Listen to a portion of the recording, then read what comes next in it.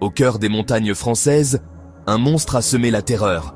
Entre 1764 et 1767, plus d'une centaine de morts, une traque royale, des théories folles, et aujourd'hui encore, un mystère qui refuse de mourir.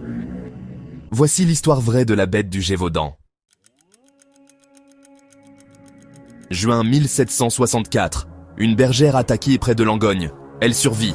Mais bientôt, une autre est retrouvée morte, décapitée, corps mutilé. Les témoignages décrivent une créature étrange, plus grosse qu'un loup, rapide, intelligente, sauvage. L'horreur s'installe. Des cadavres apparaissent chaque semaine. Femmes, enfants, bergers, égorgés, éventrés. On parle d'un loup, mais les survivants racontent autre chose. Un monstre, aux yeux rouges, à la gueule énorme. Le peuple est terrifié. Certains pensent à une malédiction. Les prêtres parlent d'un châtiment divin. Louis XV s'en mêle. Il envoie François-Antoine, son porte-arquebuse, un chasseur d'élite, accompagné d'une armée.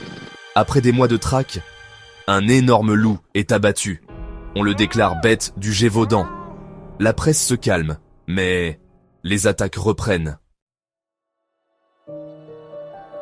Pourquoi la bête continue-t-elle de tuer? Et si ce n'était pas un loup? Les rumeurs explosent. Un noble aurait dressé un fauve pour se venger. Un lion? Une hyène venue d'Afrique? Un humain déguisé? Ou un cobaye d'expériences interdites? La vérité se perd. Les autorités, embarrassées, restent muettes. 1767. Jean Chastel, un paysan pieux, entre en scène. Il prie, attend, tire. La bête s'écroule. Un animal étrange, trop massif. Certains disent qu'elle portait une armure, mais aucun expert ne pourra l'étudier. Le cadavre est rapidement enterré.